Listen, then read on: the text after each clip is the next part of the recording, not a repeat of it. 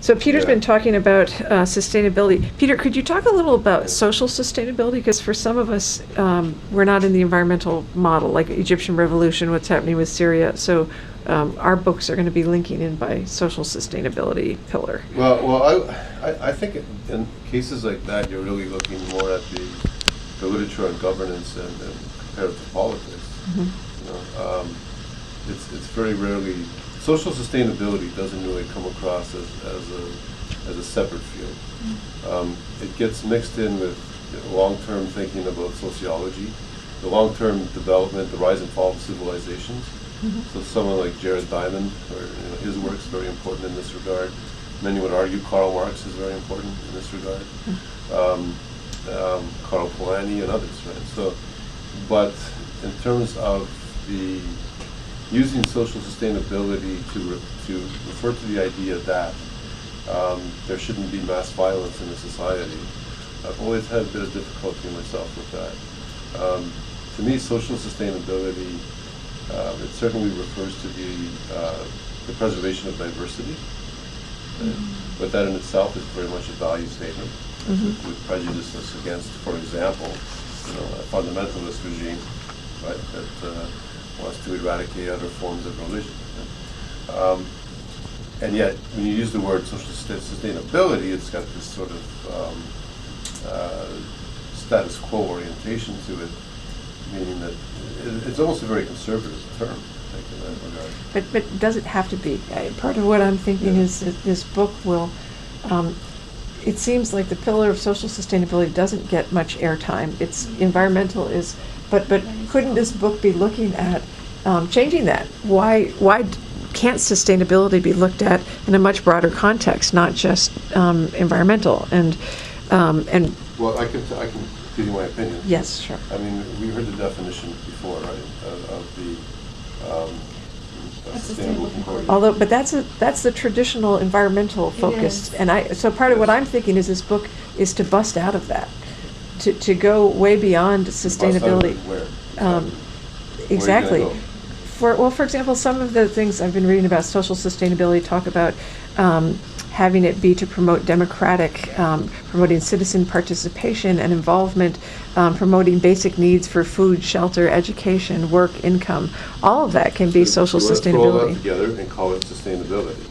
I want to say that sustainability doesn't need to be environmental, and that and by linking human rights to sustainability, you get a richer pot towards the end goal of justice, and by keeping sustainability so narrow to focus only on environmental, you lose critical things, and that both the human rights movement and the sustainability movement would benefit from looking at it in a broader context and giving social sustainability more airtime.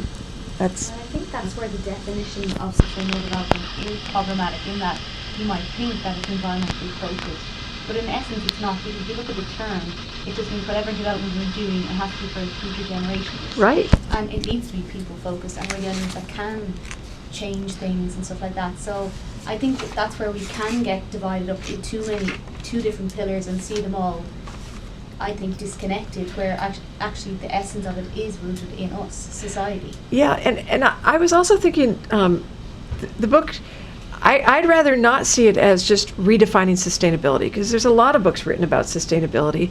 I'd rather see it as putting sustainability and human rights on equal footing and talking about them together, lending understanding to each other, having connections and interdependence. So basically taking that old definition and saying that doesn't have to be it at all. We can go in a completely new direction.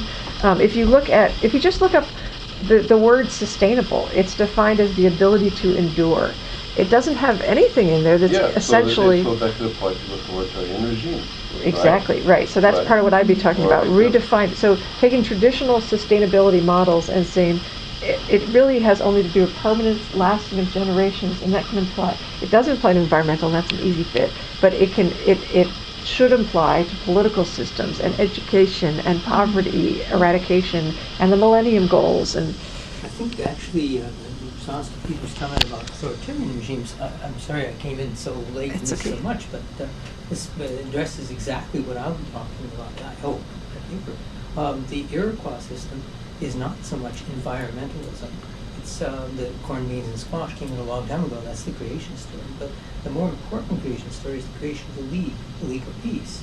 And where you have a repressive regime, historically, they always come to a bad end. They don't endure that long. They may endure for the lifetime of an autocrat, or maybe even a dynasty, but they come to a violent upheaval, and it's in those violent upheavals you get some of the worst environmental disasters, wars, Yeah. which are not planned usually. The Right. word for war in some languages is confusion. Right. It's either acquisition, violence, and the third root for the word war in English comes from the word for confusion.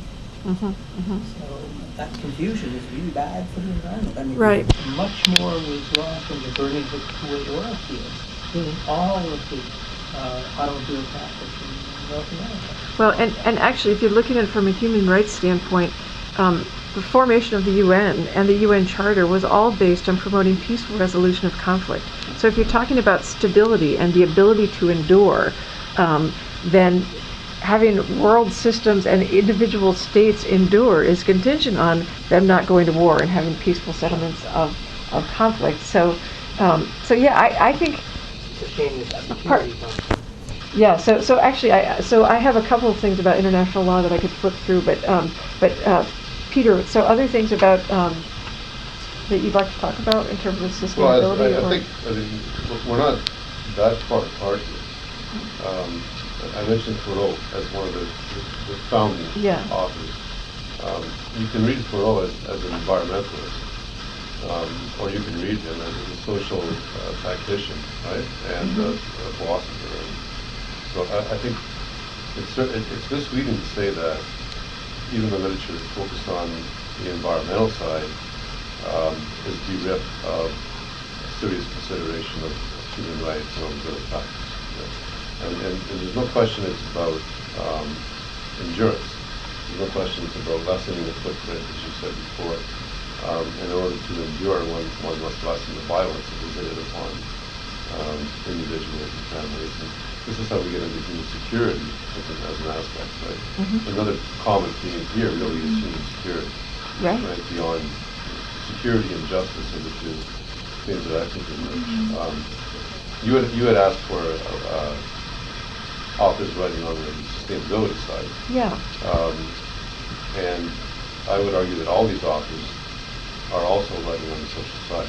Like Garrett Hardin writes about the tragedy of the common, controversially, right? He's an ecologist, he's what we often refer to as the petri dish sociologist, right?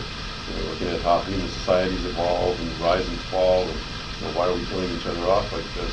Yeah, he's an ecologist, but obviously it's a sociological theory that he's employing. James Lovelock looks at Gaia's principle, right, that the Earth is a living biosphere. But he knows very well that it's the social systems within that system, or within that biosphere, that are slowly destroying it. Bandana Sheila, ecofeminist, yeah, her origins really, she's a biologist, but all of her writings reflect